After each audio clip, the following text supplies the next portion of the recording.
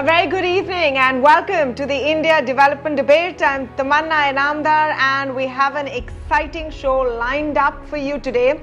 Let's quickly tell you what's on the show. Well, first up, we're going to do a deep dive to understand the resilience behind the IT sector. The stocks have become a favorite.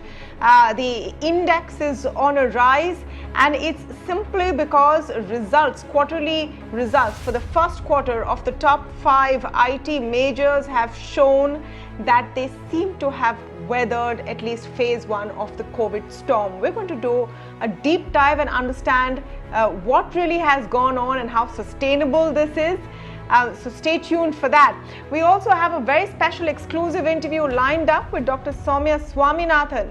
She is, of course, the chief scientist at the World Health Organization, and I'm going to ask her whether she thinks a vaccine for COVID-19 is actually possible in the year 2020.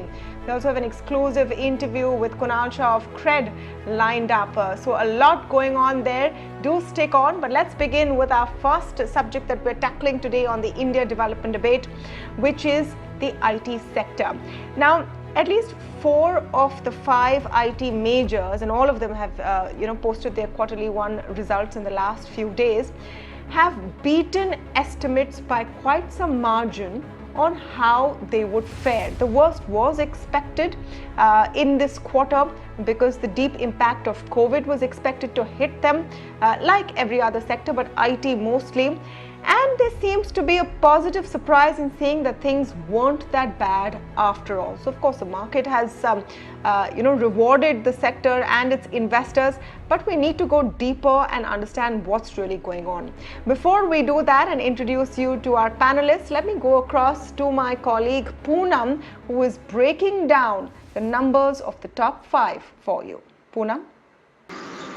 Well, the IT players surprised on the upside in terms of the Q1 performance. In fact, we have seen Infosys as well as HCL Tech resuming the annual guidance. Across the board, we have seen a good commentary in terms of the demand. Demand is seen coming back, especially in terms of new age technologies, for instance, cloud, automation, machine learning, extra strong deal wins, a very good cash conversion ratio, and also we are seeing that EBIT margin has in fact expanded for players like Infosys, Wipro as well as Tech Mahindra. Across the board, Infosys did outperform the tier 1 IT players with a constant currency revenue degrowth of 2% versus TCS, Wipro, HCL Tech and Tech Mahindra posting a revenue degrowth of 6.3 to 7.5%. We're also seeing that Infosys and Wipro and Tech Mahindra margins expanded. TCS and HCL Tech did see a decline in terms of the margins. However, it was still a beat in terms of the overall performance. Deal wins have been healthy across the board, $1.74 billion for Infosys and $6.9 billion for TCS. In fact, Infosys has resumed the guidance, saying that they do see 0 to 2% constant currency growth in terms of revenues, and operating margin is seen in the range of 21 to 23%.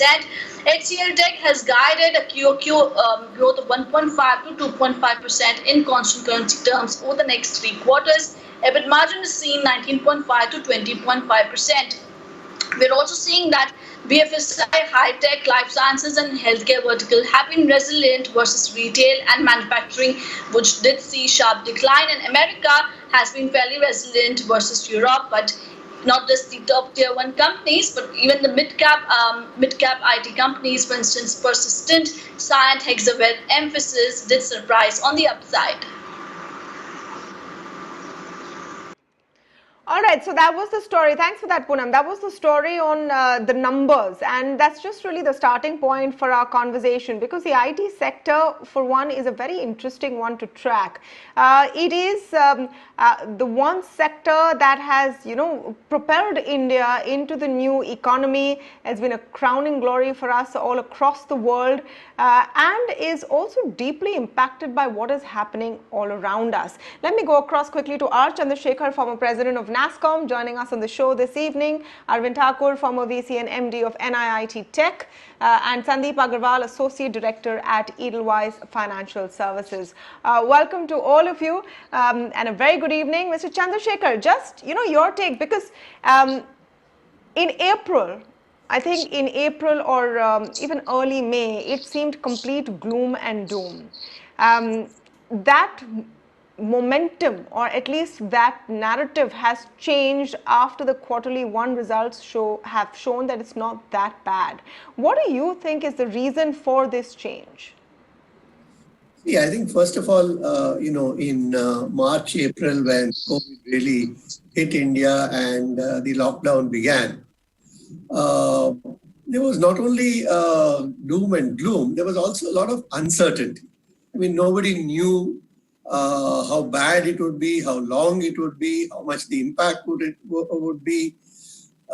So all of that, I think, added to the sort of atmosphere of doom and gloom. But get into a more rational thought process, and over 4 months since then, I think there has been enough experience to actually not only make a rational analysis, but also to see in actual practice what the impact has been. First is there were two levels of the impact that were anticipated. One was in the short term, and the other was in a slightly medium or longer term. And in a sense, this corresponded to some of the supply side problems in terms of how difficult would it be for the Indian IT industry to continue its business and provide services to the clients without interruption in the face of such a massive problem. And how much it would impact the performance of the companies. And naturally, there was a lot of apprehension. But what the results have shown is that, in fact, the industry, which I think has in the past withstood smaller storms, has also withstood this tsunami much way beyond expectations that anyone had. But if you go to the next level, the demand side and the medium to longer term, then I think there's a different set of issues. While on the short term and on the supply side, I think the performance of the industry has been extraordinary. The resilience has been absolutely incredible, and the spirit has been completely indomitable. But if you look at the medium and longer term, I think there are some realities which cannot be escaped from, as well as some silver linings and in fact some very good long-term outcomes as well. First and foremost, there are a lot of sectors which have been very badly impacted globally. You take the transportation sector, we all know what's happening in aviation, for example. You take the hospitality industry. Sure, we'll come to this in detail, Mr. Absolutely, Mr. Chandrashekhar. I think you've put it forward very interestingly, and just to break it down, why the story is also one that deserves to be talked about is it highlights the very quick adaptability of the sector. To move that large number of employees and its workforce to efficient work from home model in such a short period of time, to be able to grapple with the increase in demand of digitization across sectors has truly been commendable. And Arvind Thakur, do you think that that's one big key takeaway? Between the big five, you're going to have about 10 lakh people working from home for the foreseeable future. I mean, that changes things on a whole different level. Absolutely, Tamanna. So, when a crisis of this nature, of this magnitude hits you, recovery actually happens in 3 stages. The first stage is to survive.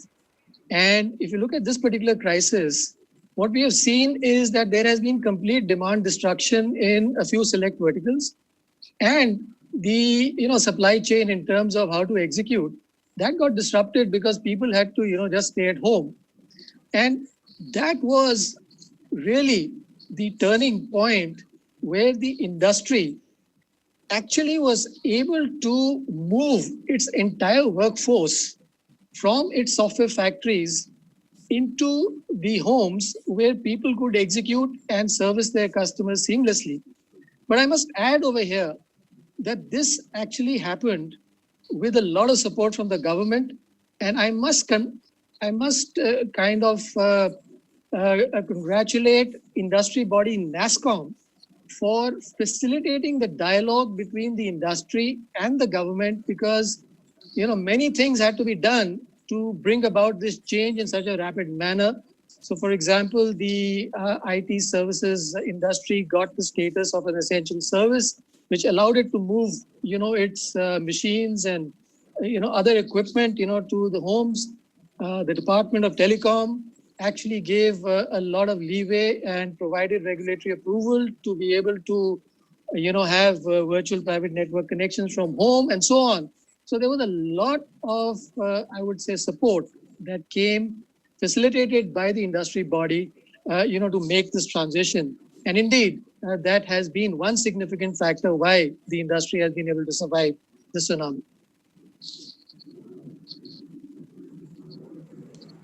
No, that's fantastic. We'll come to the forward-looking part that Mr. Chandrasekhar was talking about, and that's really important. And I'll start on it with Sandip Agarwal. Were the worries and the concerns overestimated, or is the sort of sustainability being overestimated now? The way the stock market is responding to IT stocks, is it because they're at great valuations, or is there a visibility on long-term sustainability in this situation?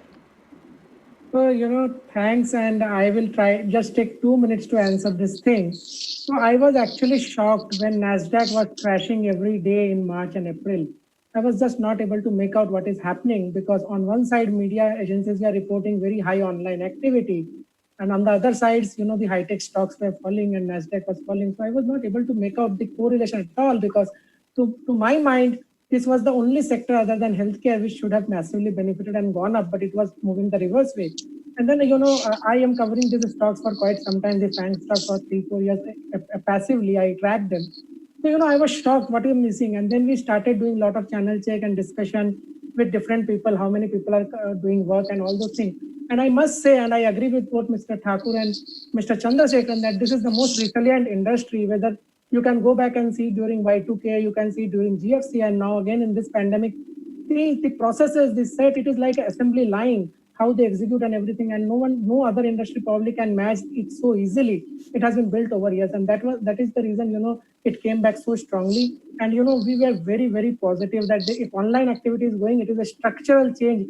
You need to see the data. It took a decade for online activity to go to 12-13% in US. And it has just taken 3-4 months to go to 22%. Now, some of it will recede back in after the lockdown opens, but it will not completely recede back. There has to be a lot of money which has to be spent on technology, and people who were scared to spend on technology, they must spend and be future ready, otherwise they will be disrupted.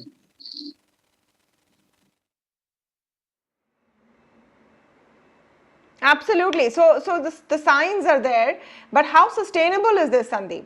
How sustainable is this? Do you think that demand will sustain? There are headwinds right now, and what's happening in the United States. The visa issue sort of hasn't mattered so much because of localization in the IT sector from even before, all of this storm hit. And COVID-19, in a sense, even facilitates and work from home facilitates, the visa issue being on the back burner. But do you see this as a sustainable trend? So, I was talking to one very senior consultant a couple of days back in US, and I asked him the same question, and he answered very nicely. He said, Sandeep, you just go and see 3 years back what were the estimates for Amazon and Microsoft and how many times they have been upgraded. So, when a wind or a wave of a structural demand comes, then no one, in fact, even, many CEOs today will not be able to, comment on that positively or with confidence that, we are going to see huge demand. But in my view, we should always observe what is happening. And in my view, per capita spend in tech has actually got accelerated because of the pandemic, and it will further accelerate. The online activity has accelerated. And all these things finally eventually results into more tech spend. And if there is more tech spend, India basically, 80% of the software is coded in India, and almost more than that by Indians. So you don't have any other option but to come to the most efficient market to do the development. So I think, there is a golden period for Indian IT again. And I really don't think that it is about sustainability and non-sustainability. I am not talking about 20-25% growth because there is a huge base on which we are sitting. But, a low double-digit growth or 9-10% growth for next 4-5 years looks, very much possible to me.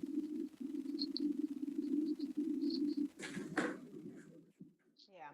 So very bullish there, Sandip, on the prospects of these companies and how they will perform. Mr. Chandrasekhar, you were speaking earlier about the medium to long-term demand side constraints that will be faced. Because after all, a lot of other industries have to survive and thrive as well. And of course, right now, everyone needs to quickly digitize, which is where perhaps your deal pipeline will be looking robust and healthy. But again, where is the sustainability? So, if you just try to look at the medium to longer term scenario, then there are a few factors that we have to take into account and not be guided by what is happening in the quarter that has just ended end of June, or that is going on currently as we speak. First and foremost, the prognosis as far as the global economy is concerned has generally been quite I would say muted. Mostly there is an expectation of either zero growth or negative growth, and certain economies, in fact, significant negative growth as well. And given that at the end of the day, the IT sector is a services sector and serves many of these different businesses, it cannot but be impacted. So one is the effect of the global economic slowdown and how that will affect business. I already mentioned earlier that certain sectors are obviously hugely affected, and the bottom has almost fallen out in terms of demand. But there are also a few golden sectors. Demand has actually gone up. I mean, pharmaceutical, for example, or in digital services and support services, because the compulsions of the COVID situation and the compulsions of the post-COVID situation actually entail a greater reliance on digital technologies, and therefore, from that angle, it can't but be positive. The third is that in the past we have seen that when there is an economic slowdown, companies tend to postpone major technology decisions and say, let's wait till things settle down. But interestingly, this time around, unlike in 2008, what we are hearing and what some of the research has shown is that investment decisions are not actually getting postponed. So that is one major silver lining.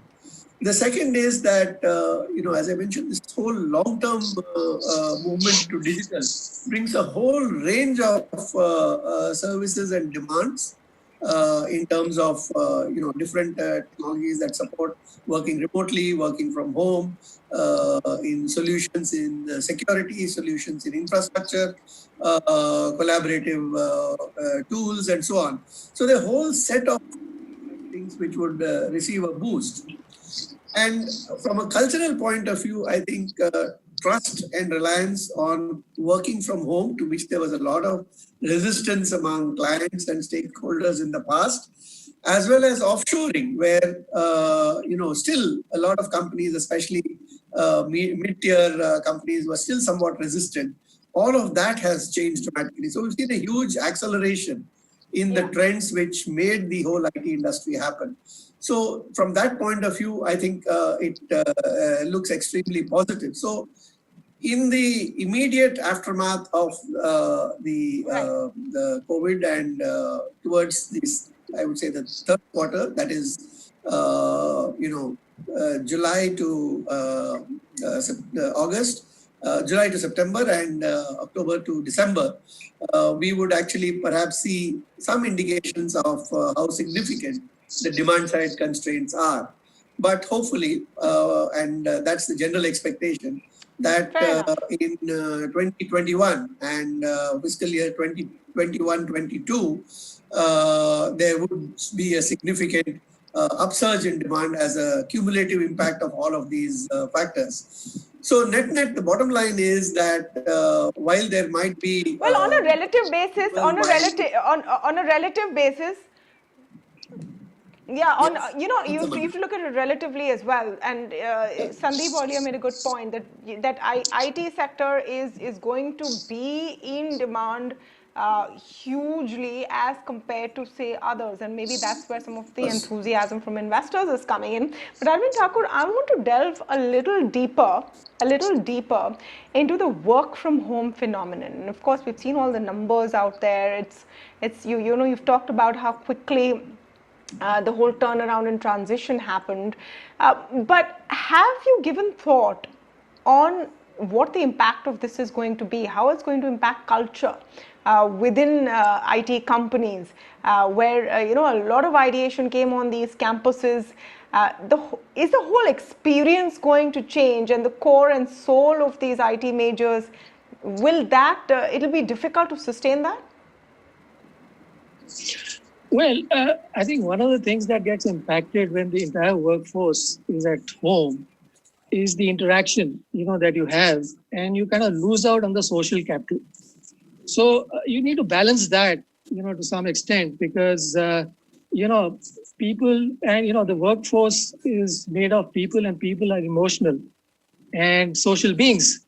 So to that extent, you know, while at the moment, you know, you have this almost entire, you know, 95, 97% of the workforce at home, I think the ratio would need to come down a bit. But to talk a little bit about, you know, even the demand, I think it's a well-known fact that what CEOs and CXOs were not able to do in their organizations in terms of accelerating the pace of digital transformation, COVID has facilitated that process. And so, as I think Sandip has very rightly pointed out, this crisis presents a huge opportunity for the technology sector in India, because every organization will need to expand its digital footprint. And so the way I see it is, you know, recovery from the crisis will happen in 3 stages. First stage is survival. I think Q1 results show that the industry has survived, because even though revenues have come down, profitability has been sustained and maintained for the industry. The next step is to revive, and revival will happen by, you know, looking at the opportunities and where you need to pivot your business. As Mr. Chandrashekhar pointed out, there are some industry segments, you know, which will benefit. There are some industry segments which are challenged, and so organizations will need to see how to pivot from one to the other, and that will be the revival stage. And then the thrive will happen, you know, when you sustain that growth. And the opportunity in the crisis is to build rock solid relationships, you know, with your customers and your stakeholders, so that when you come out of this crisis, you're able to thrive on the basis of those relationships. Do you think, very quickly, Arvind, do you think that hiring levels will also come back? You talked about profitability and margins improving, and a lot of that is because costs have been cut, right? A lot of people working from home, a tight hold on hirings, etc. Do you think that that will also revive pretty soon? Well, interestingly, you would have seen that the industry has been very compassionate and empathetic, and has not really resorted to, let's say, things like layoffs on a large scale. I read somewhere that, you know, the top firms have reduced their hiring by about 10,000 people. But if you really look at it, 10,000 on a base of 10 lakhs is just 1%. And that's, you know, natural attrition. Whereas revenues have declined 5 to 7%. So the real improvement in cost structures have happened as a result of a reduction in variable pay. You know, people are not going to get their bonuses. Travel expenses. You know, travel is one of the top 3 expenses of any IT services company.